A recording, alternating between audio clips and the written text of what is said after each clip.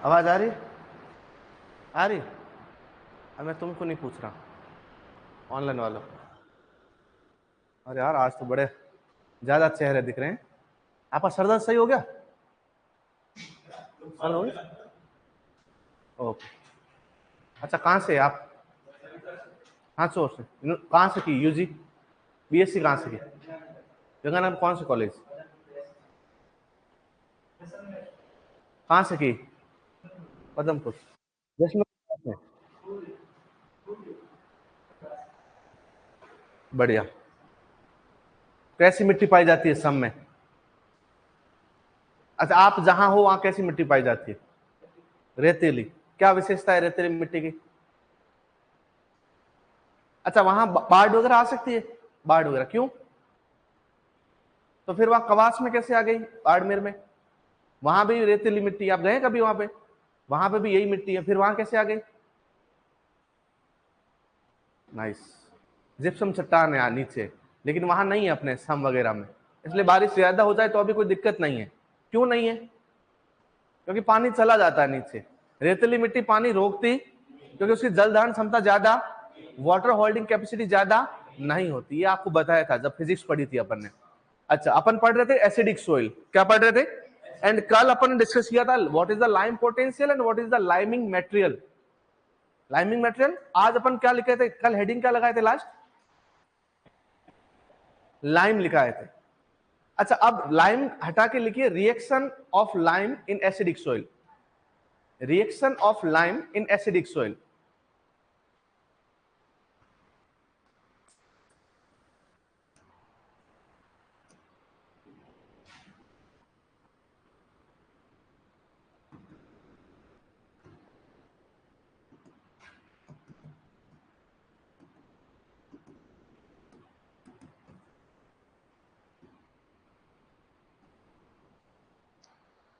इससे अपन को यह समझ में आएगा कि लाइम मिलाने से एक्चुअल में होता क्या है सोइल में, ताकि सोइल का पीएच इंक्रीज हो जाता है, सोइल का पीएच बढ़ जाता है। तो एक्चुअल में क्या होता है जब अपन लाइमिंग मटेरियल, कोई सा भी लाइमिंग मटेरियल मिलाएंगे आप, कैल्शियम ऑक्साइड, क्विक लाइम या बाइंड लाइम, स्लैग लाइम या हाइड्रेटेड लाइम मिलाएंगे, या कैल्साइट मिलाएंगे या डोलोमाइट मिलाएंगे। What is the calcite? What is the calcite? हाँ कैल्साइट क्या होता है? Calcite CaCO3 and dolomite what is the magnesite? Magnesite is the magnesium carbonate, calcite is the calcium carbonate, and dolomite is the combination of calcium carbonate and magnesium carbonate. Magnesium का और calcium का carbonate mix हो गया तो dolomite है। अलग है तो मैग्नीशियम कार्बोनेट को कहते हैं मैग्नीसाइट और कैल्शियम के कार्बोनेट को कहते हैं कैल्साइट। और ये तीनों ही प्रकार के आपको मिनरल्स जो है वो किसके काम आते हैं? Reclamation of acidic soil, acidic soil को सुधारने के लिए। अच्छा लाइम बोलते हैं हिंदी में, चूना बोलते हैं लाइम को, तो चूना होता है उसका अपन काम आता है। अच्छा आप तो वहां दोनों ही वहीं से हैं जहां गर्मी ज्यादा पड़ती है, और आपने देखा हो अपने घर जितने भी वो किससे पूते हुए होते हैं? सफेदी से। वो सफेदी क्या है? वो चूना ही है। इससे क्या हुआ, ये चूना होता है ज्यादा हीट एब्जॉर्ब नहीं करता और घर क्या रहता है? ठंडा रहता है। अरे व्हाइट नहीं, ठंडा रहता है। क्या रहता है? ठंडा रहता है। ठीक है। अब जैसे कि मान लीजिए अपन ने क्या मिला दिया? CaCO3 मिला दिया। ये जितने भी कैल्शियम कार्बोनेट, मैग्नीशियम कार्बोनेट, ये वाटर के अंदर ज्यादा सॉल्युबल नहीं है, लेकिन यदि जितनी कार्बन डाइऑक्साइड होगी उतने ज्यादा ये क्या हो जाएंगे? सॉल्युबल हो जाएंगे। होती है वाटर, सॉरी सोइल में कार्बन डाइऑक्साइड होती है, और जैसे ये सोइल के अंदर जाएंगे ये कार्बन डाइऑक्साइड और H2O के साथ रिएक्शन करके क्या बना देंगे? कैल्शियम बाइकार्बोनेट बना देंगे। क्या बना देंगे? Calcium bicarbonate. और ये बहुत ज्यादा क्या होता है? सॉल्युबल होता है। ये बहुत ज्यादा क्या होता है? सॉल्युबल। अब ये सॉल्युबल है, घुल जाएगा। क्या हो जाएगा? घुल जाएगा। घुलेगा तो ये दो आयंस में टूटेगा, एक तो कैल्शियम प्लस और एक SCO3 माइनस। ये जो कैल्शियम होता है, यही कैल्शियम किसको सुधारता है? एसिडिक सोइल को। कैसे? ये एसिडिक सोइल है, इसकी सरफेस पे कौन सा आयन है? हाइड्रोजन आयन है। एंड सॉल्यूशन में भी कौन सा आयन है? हाइड्रोजन। ये कैल्शियम क्या करेगा? इस हाइड्रोजन आयन को कहां निकाल देगा? बाहर निकाल देगा। ये हाइड्रोजन इस HCO3 के साथ रिएक्ट करके H2CO3 बनाता है, और ये H2 जो CO3 होता है वापस फर्दर H2O और CO2 में टूट जाता है। अब अपना कहीं रहा क्या H? हाइड्रोजन रहा क्या? कोई हाइड्रोजन का अस्तित्व रहा क्या? अब अपने सोइल के पार्टिकल पे कौन आ गया? हाइड्रोजन। सॉल्यूशन में भी हाइड्रोजन, क्योंकि सॉल्यूशन वाला हाइड्रोजन किसके साथ रिएक्ट कर गया? बाइकार्बोनेट के साथ। क्या बना दिया? कार्बोनिक एसिड, और कार्बोनिक एसिड वापस किसमें टूट गया? H2O एंड CO2 में। और अपनी सोइल क्या हो गई? रिक्लेम हो गई। सोइल का पीएच क्या हो गया? इंक्रीज हो गया, क्योंकि H प्लस जब तक था पीएच क्या था? कम था। अब पीएच क्या हो गया है? बढ़ गया है। तो लिखिए, अच्छा लिखिए कि आप तो सीधे रिएक्शन लिख लीजिएगा। ये कैल्शियम कार्बोनेट, क्या बोलते हैं इसको? कैल्साइट और लाइम, किसके साथ रिएक्शन करेगा? ये करेगा सोइल के साथ, और सोइल में क्या क्या होता है? CO2 एंड H2O, और ये करके क्या बनाएगा? Calcium bicarbonate. ये कैल्शियम बाइकार्बोनेट क्या होता है? सॉल्युबल होता है, और ये सॉल्युबल होगा तो क्या करेगा? क्या करेगा? Exchange H plus from soil surface into solution, और जब ये सॉल्यूशन में आ जाएगा H प्लस हाइड्रोजन, तो ये H प्लस किसके साथ रिएक्ट करेगा? बाइकार्बोनेट के साथ, और क्या बनाएगा? H2CO3, जो फर्दर किसमें टूट जाएगा? H2O and reaction. ऐसा होता है, जरूरी नहीं, लेकिन आपको समझाने के लिए सबसे सिंपल फॉर्म में मैंने रिएक्शन लिखी है। समझ में आ रही है बात? इनसॉल्युबल है, लेकिन सोइल की CO2 को यूज करके सॉल्युबल हो जाता है, और सॉल्युबल फॉर्म कौन सा है? Calcium bicarbonate. वो किसका फॉर्मूला है? कैल्शियम बाइकार्बोनेट का। ये calcium carbonate, calcium bicarbonate soluble है, तो वो क्या करेगा? कैल्शियम रिलीज कर देगा सोइल सॉल्यूशन में। अब कैल्शियम सॉल्यूशन में आ गया तो वो क्या करेगा? एक्सचेंज करेगा H प्लस आयन को। कहां बैठे हैं H प्लस आयन? पार्टिकल की सरफेस पे। अब वो कहां आ जाएंगे? में आ जाएंगे।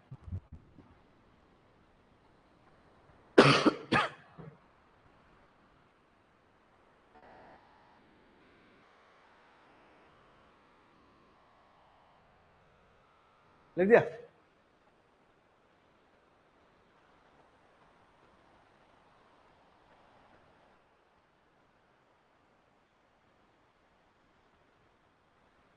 नाम क्या है आपका? जालोर वाले भैया। परवीन, दशरथ, कैसे है राम जी? अरे आपकी यार बड़ी मस्त मूछें हैं यार, नाइस। नहीं, आपकी भी अच्छी है, बुरा मत माना यार तू तो। और कैसे हो? आज उदास हो फिर तुम? नहीं दोस्त मेरा, नहीं ये दोस्त है ना मेरा, सब सही है। नहीं ऐसे मत बोलो, नाम है इसमें। नाम क्या है? मनीष। हाँ, ये लिख लिया? लिख दिया? अच्छा, कोई मतलब है नहीं इस बात का, आपके लेवल तक पूछा नहीं जाएगा, जो पूछा जाएगा वो अपन अभी डिस्कस कर रहे हैं, ठीक है? अब लिखिए lime requirement. Lime requirement, lime requirement क्या है? कि अपनी सोइल है एसिडिक, एसिडिक सोइल है, तो अपन को कितना लाइम चाहिए वो कैसे पता चलेगा? तो amount of lime required for reclaiming of acidic soil, acidic soil को रिक्लेमेशन करने के लिए कितना अमाउंट चाहिए, मार्केट से कितना लाइम खरीद के लाएं। यदि अपन को किसान आके बोल दे कि भैया हमारी सोइल का पीएच है 5.5 और मुझे मेरा सोइल को सुधारना है, तो मैं कितना लाइम लेके आऊं? तो ये पता लगाने के लिए बहुत सारे वैज्ञानिकों ने अलग अलग मेथड्स दिए। क्या दिए? मेथड कि लाइम आपका कितना रिक्वायर होगा, कितना पीएच। इसके लिए अपन को पहले तो ये जानना है, दो तीन बातें अपन को पहले ध्यान होनी चाहिए। कौन सा लाइमिंग मटेरियल यूज दे रहे हैं, क्योंकि हर किसी का काम करने का तरीका अलग है। तो लाइमिंग मटेरियल कौन सा यूज ले रहा है, सोइल का पीएच है कितना, दूसरी बात, और सोइल का पीएच ले जाना कहां तक है। आपको सुधारना है तो आपको 6.5 करना है, 6.9 करना है, 7.3 करना है, 7.5 करना है, आपको पीएच करना कितना है और करना कितना चाहिए। ये भी आपको पता होना चाहिए। तो जो लाइम रिक्वायरमेंट है totally based upon liming material या type of liming material, what is the prescribed value या what is the highest value to maintain pH of soil, कौन सी वैल्यू, पीएच की कौन सी वैल्यू है जहां तक अपन को सोइल का पीएच बढ़ाना है, एसिडिक सोइल का पीएच बढ़ाएंगे तभी तो सुधरेगी, और कहां तक बढ़ाना है। तो ऐसा कहते हैं साइंटिस्ट लोग कि आपको 6.5 से लगाकर 7.0 के बीच में आपको क्या बढ़ाना चाहिए, पीएच बढ़ाना चाहिए। आपको अधिकतम कितना करना चाहिए, पीएच 6.5। अच्छा, यदि कोई सोइल है जिसका पीएच 6.5 है तो उसको सुधारने की जरूरत, मान लीजिए किसी का 6 है पीएच, तो बढ़ा के कितना करना है अपन को 6.5। किसी का 5.5 है तो बढ़ा के कितना करना है 6.5। यदि क्वेश्चन पूछा जाता है कि what is the prescribed value of pH for increasing acidic soil pH, pH increase करने के लिए कितनी वैल्यू होनी चाहिए, कितने वैल्यू तक बढ़ाना चाहिए, टारगेट पीएच कितना है, तो टारगेट पीएच कितना है 6.5 टू 7, और एग्जैक्ट वैल्यू पूछे तो 6.5। 6.5 से ज्यादा बढ़ाना। अच्छा, अपन क्यों बढ़ा रहे हैं पीएच, एसिडिक सोइल को रिक्लेम क्यों कर रहे हैं, क्या दिक्कत आ गई, क्यों करना है अपन को रिक्लेम।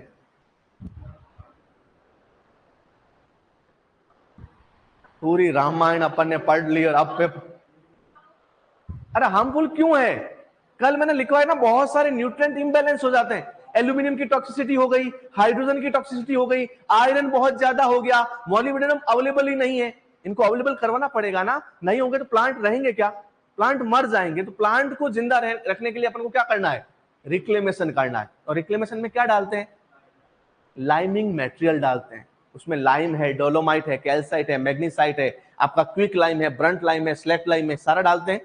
और ये सब डालेंगे तो रिएक्शन आपको अपनी देखी, और आपको कहां तक पीएच ले जाना है, जितना भी आपका एसिडिक सोइल का पीएच है उसको कहां तक ले जाना है। और लाइम रिक्वायरमेंट क्या है, लाइम रिक्वायरमेंट का मीन है कि amount of lime required for reclamation of acidic soil, acidic soil के रिक्लेमेशन के लिए कितना लाइम रिक्वायर है, वो क्वांटिटी, वो अमाउंट क्या कहलाता है, लाइम रिक्वायरमेंट। तो लिखिए,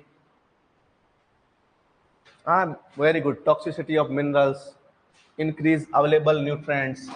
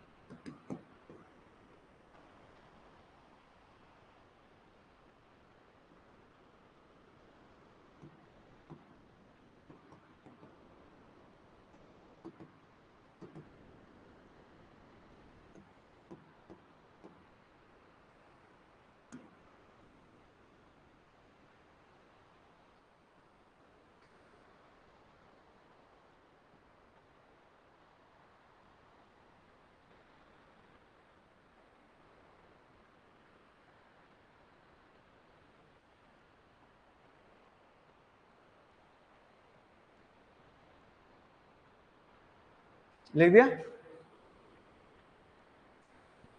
टारगेटेड पीएच कितना है लाइमिंग का, मतलब अपन को पीएच कितना बढ़ाना है एसिडिक सोइल का, 6.5 तक, उससे ज्यादा नहीं बढ़ाना है, उससे ज्यादा बढ़ाएंगे उसमें भी दिक्कत है, उसको बोलते हैं ओवर लाइमिंग। क्या बोलते हैं, और ओवर लाइमिंग के खुद के क्या है, हार्मफुल इफेक्ट है ज्यादा। अच्छा, अपन क्या है, अपने यहाँ के किसान इस मानसिकता के हैं कि अपन ज्यादा कोई चीज डालेंगे तो अच्छी रहेगी, तो अपन क्या करते हैं, बहुत बार ज्यादा लाइम डाल देते हैं, ज्यादा लाइम डालेंगे, सोइल अब एसिडिक थी अब एल्कलाइन हो गई, एल्कलाइन सोइल अच्छी है क्या, उसके खुद की अपने हार्मफुल इफेक्ट है, तो वो भी ज्यादा अच्छी नहीं है। फिर वहां पे कुछ ऐसे मिनरल्स है जिनकी कमी हो जाएगी, कुछ मिनरल्स ज्यादा बढ़ जाएंगे, उनकी टॉक्सिसिटी हो जाएगी, और जिनकी कमी हुई उनकी डेफिशिएंसी हो जाएगी, प्लांट फिर क्या हो जाएगा, मर जाएगा। मरे हुए को बचा रहे थे, फिर वापस क्या हो गया, मरा हुआ वापस मर गया। वो वाली एड देखी आपने वंडर सीमेंट की, एक आदमी मर जाता है, उसके घर वाले उसको दफना आते हैं शमशान में, वहां दफना आते हैं, फिर वो क्या होता है, एक दिन वो रो रहा होता है, उसकी एनिवर्सरी होती है, डेथ एनिवर्सरी, तो घर वाले आते हैं फूल वूल चढ़ाने, तो वो बैठा अपनी वहां उस ताबूत पे बैठा हुआ रो रहा होता है, जो उसका होता है जो भी सिस्टम है, क्या बोलते हैं उसको, टॉम जो होती है उसकी जो, तो वहां बैठा वो रो रहा होता है, तो पास में एक बुढ़ा भूत होता है, वो आके बोलता है कि भैया रो क्यों रहा है, कि मेरा मन नहीं लग रहा, घर वाले आ रहे हैं, आज मेरी एनिवर्सरी है लेकिन मैं कोई एंजॉय नहीं कर पा रहा हूँ, एनिवर्सरी है तो मुझे बढ़िया डांस वांस करना है, आपको एंजॉय करना है। तो बोले रो मत, मैं हूं ना, मैं तो बुढ़ा पुराना भूत हूँ, बुढ़ा भूत हूँ, तो मुझे सब पता एंजॉय कैसे करते हैं। तो बोले क्या कैसे करते हैं, तो मेरे साथ चल मूवी देखने चलते हैं। तो वो मूवी देखने जाते हैं, तो वो दौड़ते दौड़ते जाते हैं, तो पेड़ से अंदर से जाते हैं, तो पेड़ के अंदर कोई दिक्कत नहीं, वो क्रॉस कर लेते हैं, दीवारें पार कर लेते हैं, सब पार कर लेते हैं। फिर एकदम बुढ़ा भूत रुक जाता है, ब्रेक लगाता है, ए रुक जा मर जाएगा। तो वो रुकता नहीं है, वो जाके एक दीवार से टकराता है, टकरा के वापस मर जाता है। बोले वंडर सीमेंट, जिसको कोई तोड़ नहीं सकता। तो फिर बोलता है वापस मर गया ना, बोला था ना मत दौड़, इसका मतलब वो वंडर सीमेंट है। कौन सी सीमेंट है? वंडर सीमेंट है। तो इसका मतलब है कि यदि अपन कोई सोइल के अंदर बहुत ज्यादा लाइम डाल रहे हैं, तो सोइल के अंदर लाइम डाल रहे हैं सोइल को सुधारने के लिए, लेकिन ज्यादा ही डाल देंगे तो सोइल वापस क्या हो जाएगी? बिगड़ जाएगी। तो ज्यादा लाइम डालना भी अच्छी बात, एंड ज्यादा excessive use of lime is known as over liming. क्या कहलाती है? Over liming. कहते हैं ना ओवर एक्टिंग मत कर, ओवर यूज मत कर, ओवरटेक मत कर। टेक का मतलब जाना, और ओवरटेक का मतलब मुझे आगे मुझे क्रॉस करके जाना। तो ये सब ओवर का मतलब होता है ज्यादा हो जाना। तो ओवर लाइमिंग अच्छी बात नहीं है, लाइमिंग अच्छी बात। और लाइमिंग के लिए पीएच कितना है? 6.5। कितना है? 6.5। आगे अपन बात करते हैं। ये सीमेंट कंपनी वालों ने मुझे पैसे दे रखे हैं, पता है। मैं अंबुजा का भी करूंगा एक बार। जेके वाले भी मेरे मतलब कांटेक्ट वाले हैं। जेके सीमेंट सस्ता नहीं। अच्छा, घड़ी वाली आपने देखी होगी ना, घड़ी वाली, पहले इस्तेमाल करो फिर विश्वास करो। लेकिन मुझे उससे अच्छा निरमा लगता है, वॉशिंग पाउडर निरमा है। अच्छा, उसकी आप अभी तो नहीं आती, लेकिन जब मैं बचपन में देखता था ना, वो शाकालाका बूम बूम या फिर आपका शक्तिमान, सबसे ज्यादा इसी की एड आती थी। हर एड में यही निरमा तो पक्का था। नहीं है निरमा? अच्छा निरमा, अच्छा वो वाला आपने देखा, साबुन वाला अलग एड आता था, और निरमा जो डिटर्जेंट आता है उसका अलग एड आता था। बढ़िया एड थे यार। और बहुत सारे आप पुराने एड देखिए, बहुत मजेदार एड बना रखे। वो पहले आता ना इसका वोडाफोन का, छोटे छोटे गोल माथे वाले, नहीं देखा आपने वोडाफोन वाले? हाँ वो जो अच्छा, क्या पढ़ रहे थे अपन? Lime requirement.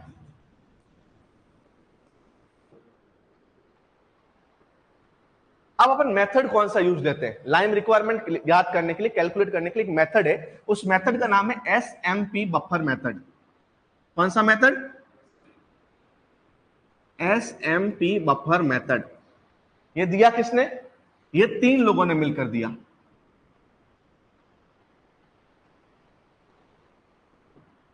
Shoemaker, McLean and parade. ये 3 लोग मिलकर एक मेथड देते हैं जिसका नाम क्या है? SMP buffer method. इस बफर मेथड से देखो, एस शूमेकर का एस, मैकलिन का एम, और पी मतलब प्रेट, ये तीनों मिलकर एक मेथड देते हैं जिसका नाम क्या है? SMP buffer method. ये क्या काम आता है? Lime requirement calculation. क्या करता है ये? लाइम रिक्वायरमेंट, कितना लाइम चाहिए सोइल, एसिडिक सोइल को रिक्लेम करने के लिए। तो लाइम रिक्वायरमेंट किससे कैलकुलेट करते हैं अपन? SMP buffer method. बहुत सारे मेथड है, मेलिस बफर मेथड है, मेलिस ने दिया था, ठीक है। लेकिन अपने लिए सबसे ज्यादा माना जाने वाला, अपनी लेबोरेटरी में सबसे ज्यादा यूज होने वाला कौन सा मेथड है?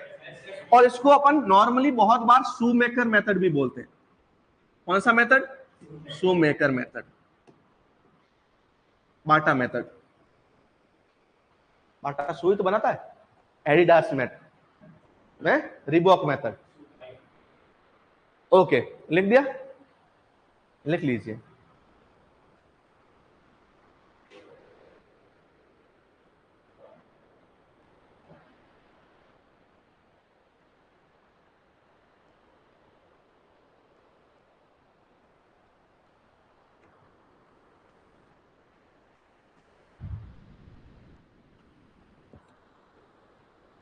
क्या पूछ रहा है? हाँ बोल। दोस्त है यार। क्या? Book?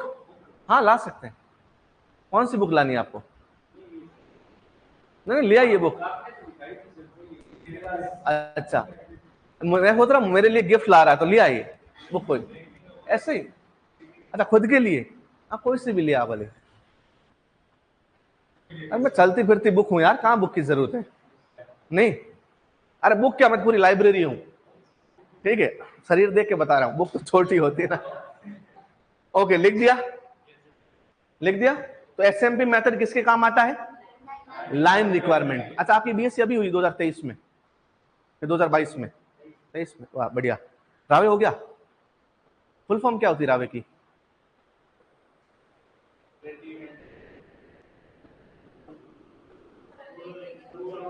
Rural agriculture work experience, हो गया।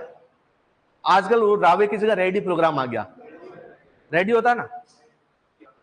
ओके, अपन बात कर रहे थे लाइम रिक्वायरमेंट की, और लाइम रिक्वायरमेंट क्या होता है, उसके लिए अपन एक मेथड यूज लेते हैं, एसएमपी मेथड। एक्चुअल में लाइम रिक्वायरमेंट जो है, वो लाइम रिक्वायरमेंट किस किस के ऊपर डिपेंड करती है, तो lime requirement depends upon, lime requirement depends upon, किसके ऊपर डिपेंड करती है,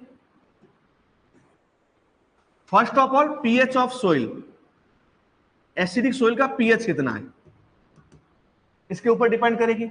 सेकेंड है टारगेटेड पीएच, पीएच अपन टारगेटेड पीएच कितना ले रहे हैं, एक्चुअली अपन को लेना 6.5 है। मान लीजिए कोई किसान बोल रहा है मुझे 7.5, अच्छा अलग अलग क्रॉप की अलग अलग रिक्वायरमेंट होती है, उसको ऐसी क्रॉप लगानी जो 7.5 पे पीएच पे होगी, तो वहां टारगेट पीएच 6.5 इन जनरल इतना होता है, लेकिन हमेशा इतना हो जरूरी, वो फिर फार्मर पे उसके क्रॉप पे डिपेंड करेगा। तो ये 6.5 से ज्यादा भी हो सकता है, कम भी हो सकता है। थर्ड नंबर किस पे डिपेंड करेगा,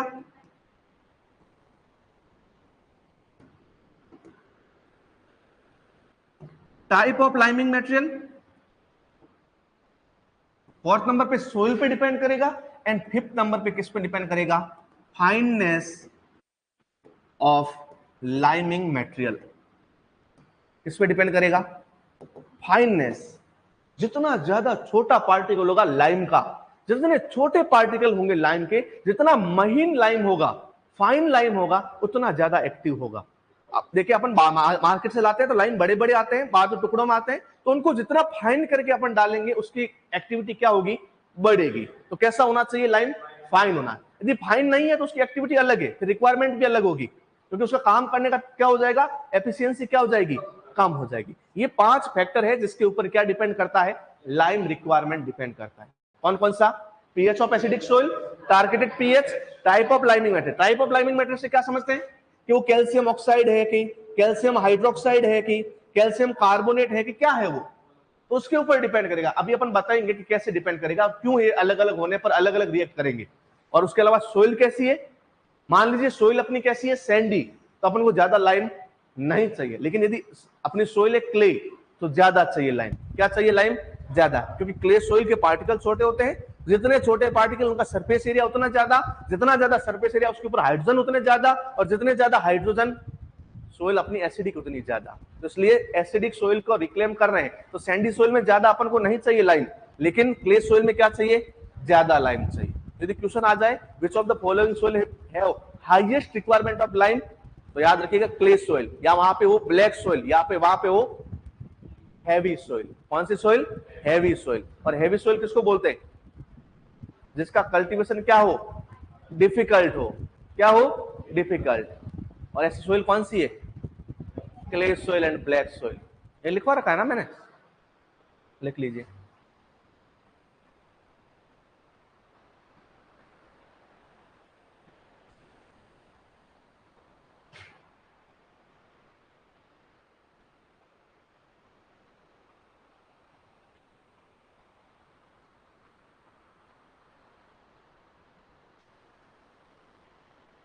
लिख दिया,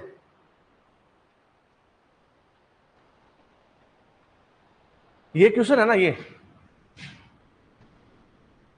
ये आपके जेआरएफ, एसआरएफ, प्री पीएचडी तीनों एग्जाम में पूछा गया क्वेश्चन, टारगेटेड पीएच वाला। सोइल की जेआरएफ, सोइल की एसआरएफ और सोइल की प्री पीएचडी एग्जाम, तो पीएचडी वाला एग्जाम होता है, उसमें पूछा गया क्वेश्चन। लिख दिया, आगे बढ़े। अब जब हम फाइनेंस की बात कर रहे हैं तो आपको पता होना चाहिए फाइनेंस होनी कितनी चाहिए। अच्छा, फाइनेंस कैसे पता चलेगी अपन को? पार्टिकल तो बहुत छोटे होते हैं, तो एक एक का अपन आकार तो देख नहीं सकते, तो कैसे पता चलेगी फाइनेंस? लेबोरेटरी में क्या करेंगे? लेबोरेटरी में उनको बोलेंगे भैया तेरा बता फाइनेंस कितनी है, तुम कितना छोटा है, ऐसे। अरे लेबोरेटरी जानने की हर बार आवश्यकता नहीं होती, आप घर पे भी पता लगा सकते। कैसे पता लगाएंगे? अरे आपने छलनी देखी है? छलनी, सीव। आपको फाइनेंस पता लगानी आटे की, तो आप क्या करेंगे? एक छलनी लाएंगे जिससे आटा ही निकले, गेहूं नहीं निकले उसके अंदर से, तो गेहूं गेहूं कहां रह जाएगा और आटा आटा कहां आ जाएगा। अब आटे से आपको मैदा छानना है, तो आप मैदे वाली आती है सीव, आप उसके उसके अंदर छानेंगे तो बहुत ज्यादा आटा ऊपर रह जाएगा, और जितने बारीक जितना आटा होगा आपका वो नीचे आ जाएगा, उसको अपन मैदा बोलते हैं। तो ऐसा हमेशा अपन को लैब जाने की जरूरत नहीं है, सीव से अपन देख सकते हैं। जो सीव होती है, छलनी होती है, और उस सीव की सहायता से अपन क्या देख सकते हैं? फाइनेंस। और फाइनेंस होनी कितनी चाहिए, तो ध्यान रखना, फाइनेंस कितनी रिक्वायर्ड है, कितनी हो तो सबसे अच्छी है। और किसकी फाइनेंस? लाइमिंग मटेरियल की। तो ऐसा कहा जाता है कि एट लिस्ट कम से कम 50% ऑफ लाइमिंग मटेरियल, टोटल जितना लाइमिंग मटेरियल है उसका कितना परसेंट? 50% ऑफ लाइमिंग मटेरियल जो है वो 60 मैस की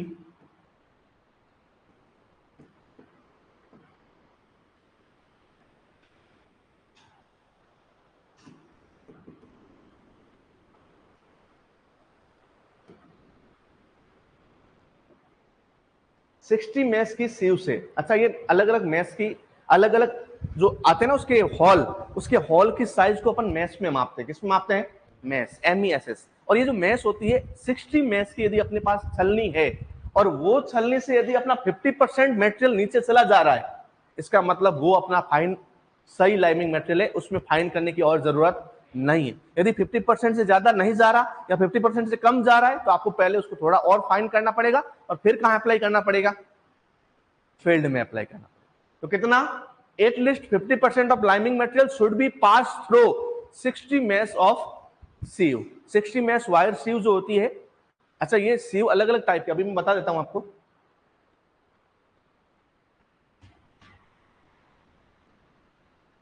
बताऊं? 60,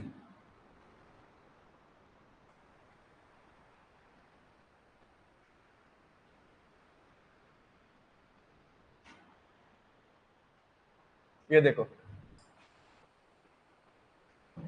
ये पूरा सेट आता है अपनी लैब में, पूरा सेट मिलता है आपको। अलग अलग स्टील का है, कहीं कहीं आपको यहाँ ये जो है कॉपर का मिलेगा, तांबे का, कहीं कहीं आपको कांसे का मिलेगा, लेकिन अलग अलग लैब में आपको ये मिल जरूर जाएंगे। ये जितने भी है, अब देखो यहाँ पे आपको दिखाई दे रहा होगा,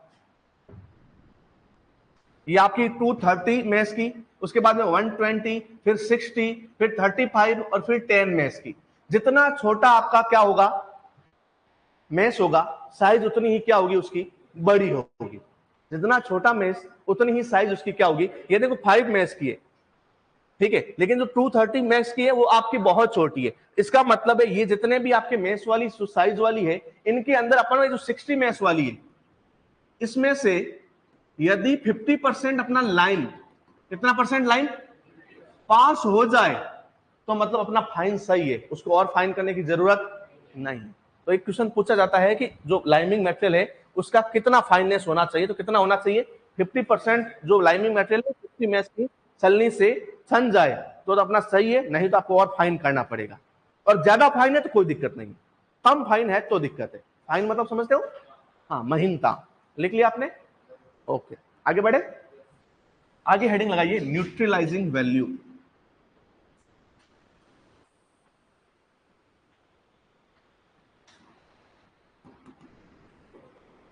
न्यूट्रलाइजिंग वैल्यू, और इसको क्या बोलते हैं?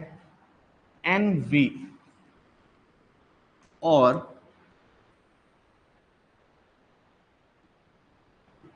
Calcium carbonate equivalent, CCE। सारे नाम लिख लीजिए।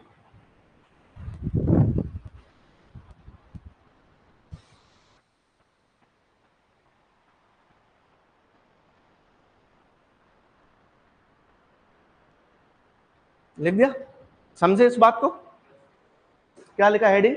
न्यूट्रीलाइजिंग value, NV, calcium carbonate equivalent और सीसी, ये एक ही नाम है सब। ठीक है, आप कोई सा भी पूछ ले आपको कंफ्यूज नहीं होना, पहले आप समझ लेते हैं इसको होता क्या है।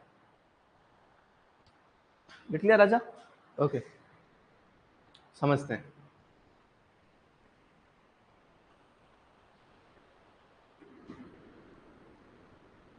एनवी क्या होता है कि कैल्शियम कार्बोनेट का मॉलिक्यूलर वेट, किसका? कैल्शियम कार्बोनेट का मॉलिक्यूलर वेट अपॉन जो लाइमिंग मटेरियल ले रहे हैं उस लाइमिंग मटेरियल का molecular weight into 100 is known as neutralizing value। Neutralising value, calcium carbonate का आपको क्या लेना? मॉलिक्यूलर वेट लेना है, अपॉन में क्या करना है? जो लाइमिंग मेटेरियल है उसका मॉलिक्यूलर वेट लेना है और इनटू क्या करना है? 100 करना है। जैसे कि मान लो मुझे एनवी निकालनी है कैल्शियम कार्बोनेट की, किसकी निकालनी है? कैल्शियम कार्बोनेट की क्या निकालनी है? एनवी। एनवी मीन क्या होगा? Neutralising value. तो कैल्शियम कार्बोनेट का मॉलिक्यूलर वेट होता है 100, लाइमिंग मटेरियल भी कौन सा ले रहे हैं? कैल्शियम कार्बोनेट, तो कितना होगा? 100 मल्टीप्लाई बाय 100, 100 से 100 कट गया, आंसर कितना आ गया? 100। तो अब मैं क्वेश्चन पूछूं, what is the neutralizing value of calcium carbonate? 100। तो न्यूट्रलाइजिंग वैल्यू कितनी है कैल्शियम कार्बोनेट की, और कौन से फॉर्मूले से निकाला है? Molecular weight of calcium carbonate upon molecular weight. अच्छा, मॉलिक्यूलर वेट क्या होता है? जैसे कि कैल्शियम कार्बोनेट है तो कैल्शियम का मॉलिक्यूलर वेट कितना है, कार्बन का कितना है और ऑक्सीजन का कितना है? कितना है ऑक्सीजन का? 48। एक ऑक्सीजन मॉलिक्यूल का मॉलिक्यूलर वेट होता है 16। कितने हैं टोटल? 3। कितना हो गया? 48। 12 कितना हो गया? और इसका होता है 40। कितना होता है? 48, 12, 40, 8 और 2 10, 4 4 8 और 2 10, कितना आ गया? 100। अच्छा, इसके लिए आपकी थोड़ी सी केमिस्ट्री स्ट्रांग होनी चाहिए, ज्यादा नहीं, थोड़ी सी। कैल्शियम का परमाणु क्रमांक, एटॉमिक नंबर होता है 20, और ऑलमोस्ट ऐसा होता है कि जो मॉलिक्यूलर वेट होता है वो डबल होता है एटॉमिक नंबर का। तो कितना हो जाएगा? 40। कार्बन का एटॉमिक नंबर होता है 6, तो 12 हो जाएगा। ऑक्सीजन का एटॉमिक नंबर होता है 8, तो कितना हो जाएगा? 16। लेकिन याद रखिएगा सोडियम का एटॉमिक नंबर है 11, लेकिन इसका होता कितना है? 23। मॉलिक्यूलर वेट कितना होता है? होना 22 चाहिए, लेकिन होता नहीं, होता कितना है? 23 होता है। लेकिन कुछ दिक्कत है इसमें, जैसे क्लोरीन 17 पे है लेकिन 35 है, मॉलिक्यूलर वेट कितना है? 35। तो इसका अपन इतना याद भी नहीं रखना है। अच्छा, ये कुछ भी याद नहीं रखना है आपको, तो मैं तो आपको बता रहा हूं कि मुझे कितना याद है, आपको कुछ याद नहीं रखना। आपको बस ये कॉन्सेप्ट याद रखना है कि न्यूट्रलाइजिंग वैल्यू होती क्या है? क्या होती है? Molecular weight of calcium carbonate upon molecular weight of liming material. कौन सा लाइमिंग? मैंने बहुत सारे लाइमिंग मटेरियल बताए, CaO, CaOH2। जैसे कि अपन एक और एग्जांपल देके देखते हैं, CaO का अपन न्यूट्रलाइजिंग वैल्यू देखते हैं, तो कितना हो गया? 40 प्लस 16 56, तो क्या हो गया? 100, क्योंकि कैल्शियम कार्बोनेट का कितना है? 100 अपॉन 56 इंटू 100, कितना आ गया? 179। कितना गणित में भी होशियार हूं मैं, होशियार नहीं हुई, मैंने रट रखा है, क्योंकि इतना ही है और आप ही को भी रटना है, कॉन्सेप्ट समझना है, फिर आपको ये रट देना है। लेकिन जब आप रटा हुआ भूल जाए तब आप इस मेथड से कर सकते हैं, इस मेथड से कर सकते हैं, इसलिए मैं आपको मेथड बता रहा हूं। तो वापस अपन समझते हैं एक बार, फिर अपन लिखेंगे what is the neutralizing value और calcium carbonate equivalent is molecular weight of calcium carbonate upon molecular weight of liming material multiply by 100। लेकिन आप सब साइंस के स्टूडेंट है ही नहीं। आपने मुझे अभी तक ये नहीं पूछा कि सर ये इतनी आप रामायण लिखवा रहे क्यों है, इसका क्या अर्थ है, अभिप्राय क्या है, इसका तात्पर्य क्या है, what is the meaning of this all this type of drama, इस ड्रामा का मतलब क्या है, क्यों लिखवा रहे हैं हमें, आप बताइए क्यों लिखवा रहा हूं मैं ये लिखवाने से या ये पता चल जाने से आपको क्या फायदा होगा, तो समझिए क्या फायदा होगा कि मान लीजिए मेरे पास है लाइम कैल्साइट, और कैल्साइट मुझे 100 केजी देना है किसी सोइल में, कितना देना है 100 केजी, कितना देना है, और किसी रोज मान लीजिए अपन को चूना कैल्साइट मिला ही नहीं मार्केट, और अपन क्या उठा ले आए, कैल्शियम ऑक्साइड उठा ले आए एसिडिक सोइल को रिक्लेम करने के लिए, तो फिर अपन 100 केजी नहीं देंगे, वहां पे अपन कितना देंगे 179 केजी। तो what is the neutralizing value, कि यदि आपके पास एक लाइमिंग मटेरियल है तो उसकी क्वांटिटी कितनी देनी है compare to calcium carbonate, calcium carbonate के कंपेयर में उसकी वैल्यू कितनी देनी है, तो यदि कैल्शियम कार्बोनेट 100 देना है तो कैल्शियम कार्बोनेट 100 देना है, क्योंकि उसकी न्यूट्रलाइजिंग वैल्यू कितनी है 100, कैल्शियम ऑक्साइड की कितनी है 179, कैल्शियम हाइड्रोक्साइड की कितनी है 136, बेसिक स्लेट की कितनी है 86, डोलोमाइट की कितनी है 108, अभी लिख लेंगे अपन। तो इसका मतलब आपको समझाता हूं, अच्छा ये लिख लीजिए एक बात, ये फॉर्मूला, ये नीचे वाली नहीं लिखनी है बात, अरे यार नहीं, यही तो दिक्कत है आपके साथ और मेरे साथ भी, कि मैं आपको समझा नहीं पाता, अभी बताऊंगा, अभी समझा दूंगा, सारी बातें ऐसे ऐसे अपने क्लियर हो जाए, समझ रहे हो कैसे, ऐसे चुटकी में।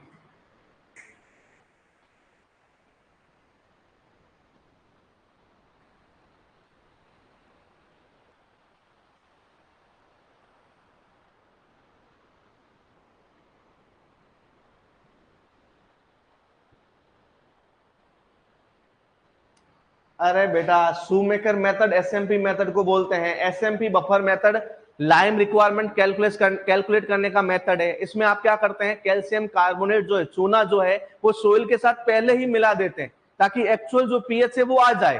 कल मैंने लाइमिंग पोटेंशियल इसलिए आपको पहले पढ़ा दिया था ताकि एसएमपी पढ़ाना नहीं पड़े, लाइमिंग पोटेंशियल पढ़ाया था ना, उसमें क्या था स्टेबल पीएच आ जाता है, और एसएमपी मेथड में भी पहले अपन स्टेबल पीएच लेके आते हैं और फिर अपन देखते हैं चूना कितना और चाहिए।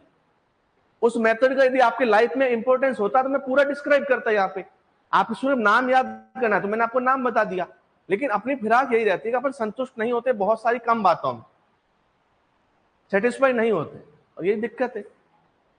40 इसने कमेंट किए होंगे कम से कम, कितने, molecular weight of calcium carbonate upon molecular weight of liming material multiplied by 100 is neutralizing value or calcium carbonate equivalent।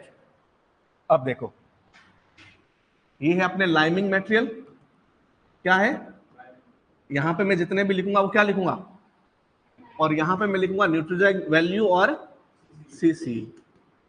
जैसे कि फर्स्ट नंबर पे मैं बात करता हूं कैल्शियम ऑक्साइड, तो कैल्शियम ऑक्साइड की सीसी होती है 179, कितनी होती है, कैल्शियम हाइड्रोक्साइड की 136, ओके, कैल्शियम कार्बोनेट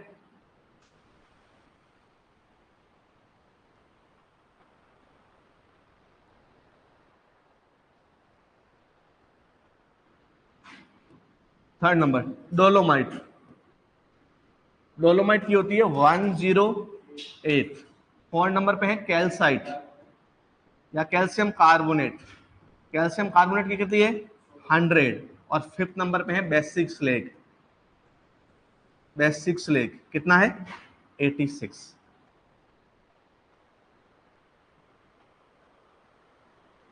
अब मैं आपको समझाता हूं वापस इजी लैंग्वेज में, ये चीजें आपको याद होनी चाहिए, कर लोगे, याद हो गई, गुड।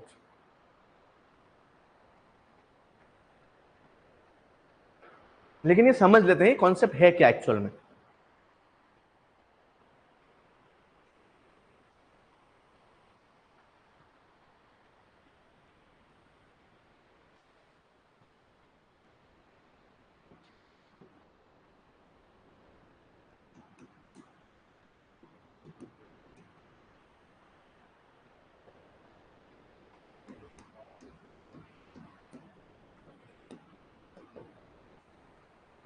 सही है एकदम, कोई गड़बड़ नहीं है, मैंने रीचेक कर दिया, लिख दिया। अब अपन डिस्कस करते हैं। यदि अपन को किसी सोइल को रिक्लेम करने के लिए 100 ग्राम कैल्साइट चाहिए, क्या चाहिए? कैल्साइट। तो इसके कंपेयर में डोलोमाइट चाहिए 108 ग्राम, कैल्शियम हाइड्रोक्साइड चाहिए 136 ग्राम, और कैल्शियम ऑक्साइड चाहिए 179 ग्राम, बेसिक स्लैग चाहिए ओनली 86 ग्राम। अब ये केजी में होता तो सारे किस में आ जाते, टन में होता तो, क्विंटल में होता तो, मतलब इसका जितना अपन वेट ले रहे हैं उसी वेट में, उसी इकाई में, उसी यूनिट में अपन को इन सब का भी देखना है। तो ये कोई केजी वेजी में नहीं है, बस कंपेयर करना है किसके साथ? कैल्साइट के साथ। कैल्साइट यदि 100 केजी डालेंगे तो 179 केजी क्या डालेंगे? Calcium oxide. कब? जब ये नहीं होगा अपने पास। फायदेमंद चीज है कि नहीं है? किसी रोज ये नहीं मिला तो आपको कंफ्यूज होने की, अब मैंने लिख के भेज दिया आपको, आप आए मेरे पास, सर मेरी सोइल का पीएच है 5.5, मुझे कितना डालना है सर, कितना क्विंटल डालना है? मैंने बोला 30 क्विंटल डाल देना। कितने क्विंटल? 30 क्विंटल। या फिर मैंने बोल दिया 1 क्विंटल डाल देना। कितने क्विंटल? 1। तो आप गए घर पे और आपने देखा, या सर ने बोला, या मान लीजिए मैंने बोला 100 केजी डाल देना। क्या डाल देना? 100 केजी। जब आप घर पे गए तो बोला, सर ने बोला 100 केजी तो कैल्शियम कार्बोनेट डालना है, लेकिन घर पे जाके देखा कैल्शियम कार्बोनेट तो उसके है ही नहीं, उसके क्या पड़ा है? Calcium oxide. तो फिर 100 केजी नहीं डालना है, फिर कितना डालना है? 170। क्योंकि 100 केजी डालेंगे तो फिर सोइल रिक्लेम, फिर सर को गालियां देंगे तो भी रिक्लेम नहीं हो। क्यों? कहां होगी? क्योंकि कैल्शियम कार्बोनेट की अलग प्रकृति है और कैल्शियम अलग प्रकृति है। ये थोड़ा कम रिक्लेम करता है और ये सबसे ज्यादा। फिर भी सबसे ज्यादा यूज कौन सा करते हैं? कैल्शियम कार्बोनेट करते हैं। क्यों नहीं करते बेसिक स्लैग? क्योंकि महंगा है, पैसे ज्यादा लगते हैं, और ज्यादा पैसे लगते हैं तो खरीदने की इच्छा भी नहीं होती, ज्यादा महंगा क्या कर लेंगे। ये सस्ता भी है, अच्छा भी है, क्योंकि अच्छे से करता है रिक्लेम। इनकी क्वांटिटी ज्यादा चाहिए, इसकी क्वांटिटी इन सब में सबसे कम चाहिए, और इन सब में सबसे सस्ता भी कौन है? Calcium carbonate. लेकिन किसी दिन नहीं मिले तो आप ये भी यूज कर सकते हैं। आगे ना समझ में बात? और ये सब आए कहां से? इस वाले मेथड से। आगे लिखिए, लिखिए most effective liming material. Most effective liming material, अरे पर हेक्टेयर में नहीं है ये, आपको जो रिकमेंड कर रहे हैं, भली हेक्टेयर में कर रहे हैं, एकड़ में कर रहे हैं, मुझे तो बस इतना पता है कि 100 केजी यदि डालना है कहीं, वो यदि कैल्शियम कार्बोनेट डालना है तो कैल्शियम ऑक्साइड 179 डालना है। आप अभी तक कॉन्सेप्ट नहीं समझे लगता है। अरे भैया, डॉक्टर ने बोला है कि आपको जाना है विटामिन सी खाना है, और विटामिन सी के लिए आंवला खाना है, तो आंवले में विटामिन सी थोड़ा ज्यादा है। किसी रोज आपको आंवला नहीं मिला, संतरा मिल गया, तो आप विटामिन सी के लिए संतरा खा सकते हैं, लेकिन 2 आंवला खा रहे थे, 2 संतरा से कुछ नहीं होगा, क्योंकि उसमें विटामिन सी क्या है? फिर ज्यादा खाना पड़ेगा संतरा। समझ रहे?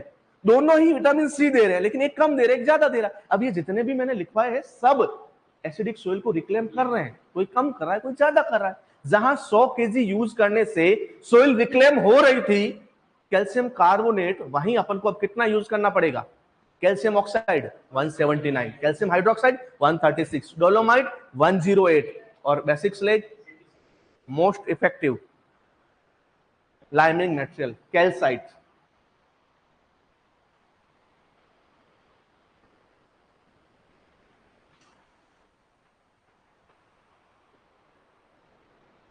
ठीक है, आगे बात करते हैं।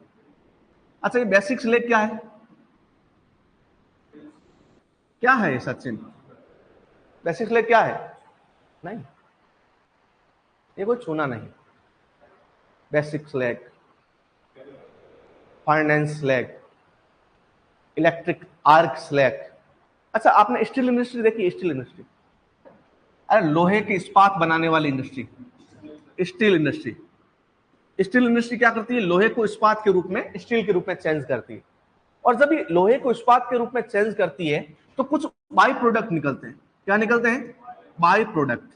और उस बाई प्रोडक्ट में एक आता है आपका बेसिक स्लेग। तो what is the basic slag? Basic slag is the by product of steel industry. Steel industry का बाई प्रोडक्ट है। तो मेन प्रोडक्ट क्या है? स्टील। ठीक है, स्टील इंडस्ट्री का मेन प्रोडक्ट क्या है? स्टील। और बाय प्रोडक्ट क्या है? अच्छा, बेसिक स्लेग का नेचर कैसा होगा? एसिडिक बेसिक, नाम भी बेसिक है यार, तो स्लेग कैसा है? बेसिक। और बेसिक है तो कौन सी सोइल को सुधारेगा? नाइस, लिख लीजिए, by product of steel industry. अरे नहीं, CaSiO3,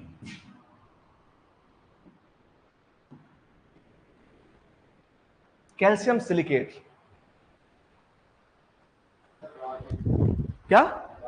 नहीं नहीं, ऐसी बात मत कर प्लीज।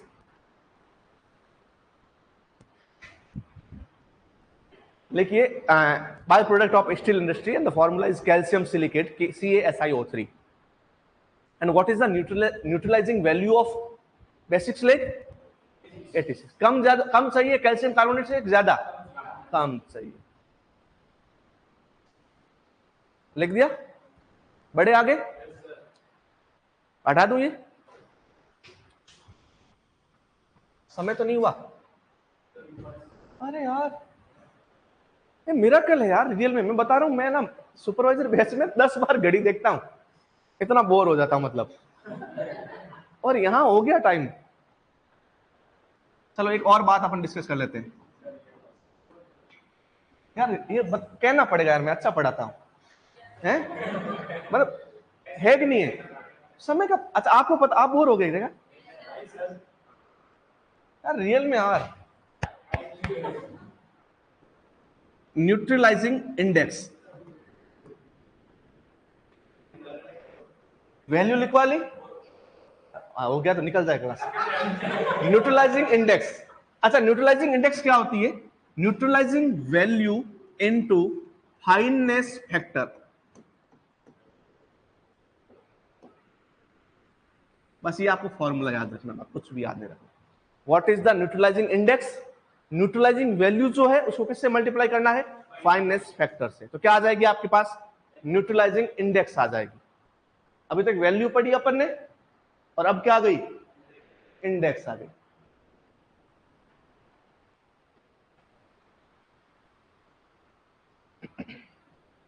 अच्छा, इसको और क्या बोलते बताऊं मैं? इसको बोलते हैं इफेक्टिव कैल्शियम कार्बोनेट, ECC। वो था CCE और ये है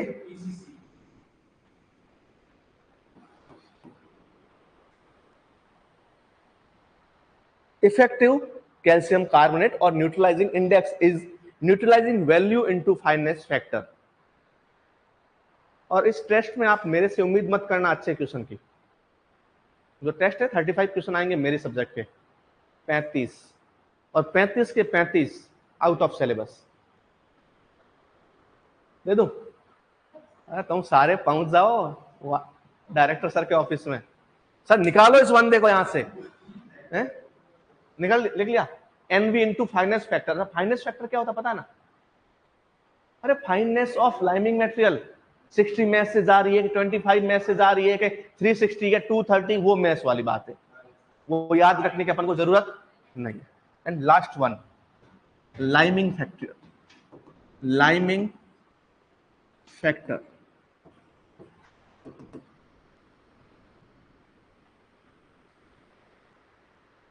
संडे को टेस्ट। लाइमिंग फैक्टर क्या होता है? लाइमिंग फैक्टर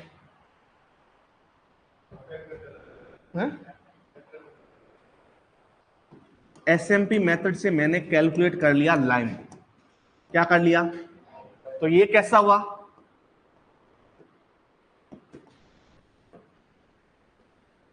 कैसी वैल्यू है? मैंने कोई लैब में काम किया तो मैं थ्योरेटिकल बता दूंगा कितना होता है, लेकिन एक्चुअल में फील्ड की कंडीशन कुछ और होती है। जितना थ्योरेटिकल वैल्यू आता है उससे ज्यादा चाहिए होता है फील्ड में। उसके लिए अपन एक फैक्टर यूज करते हैं, लाइमिंग फैक्टर। कि मान लीजिए अपना जितना आया है लाइम, थ्योरेटिकल वैल्यू जितनी आई है SMP मेथड से, मान लीजिए अपन SMP मेथड से पता चला है कि 400 kg आपको लाइम देना है, तो एक्चुअल में जब हम फील्ड में जाएंगे ना तो 400 kg से कुछ भी नहीं होगा। क्योंकि अपन क्या कर रहे हैं, जब अपन SMP मेथड यूज कर रहे हैं आइडियल कंडीशन में यूज कर रहे हैं, लेकिन फील्ड में ऐसा नहीं है।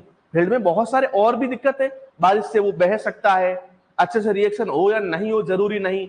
अच्छा, अपन जो फाइनेंस यूज कर रहे हैं वो ऐसी की ऐसी हो वो जरूरी नहीं। इसके लिए अपन एक फैक्टर यूज करते हैं कि जो थ्योरेटिकल वैल्यू है उससे एक्चुअल वैल्यू मिले। थ्योरेटिकल आ गई अपने पास, अब इसके साथ यदि अपन उस फैक्टर को मल्टीप्लाई कर देंगे तो अपने पास क्या आ जाएगी, एक्चुअल वैल्यू। और वो जो होता है वो होता है 1.522। कितना होता है फैक्टर, या तो अपन को 1.5 से गुणा करना है, मतलब जितना है थ्योरेटिकल वैल्यू उसका 1.5 से 2 गुना ज्यादा देना है। क्या देना है, ज्यादा देना। ये अपन कल डिस्कस करेंगे। कब डिस्कस करेंगे, हेडिंग लगा के छोड़ देना, क्या लगा दिए, लाइमिंग फैक्टर। तो ये थी आज की आपकी क्लास। अब मैं लेना चाहूंगा अलविदा, मिलते हैं कल। अच्छा, केमिस्ट्री पढ़ा रहे, फिजिक्स? अरे फिजिक्स कौन बोला, तुम तो इतने भुलक्कड़ हो यार, ये नहीं बोला, मुझे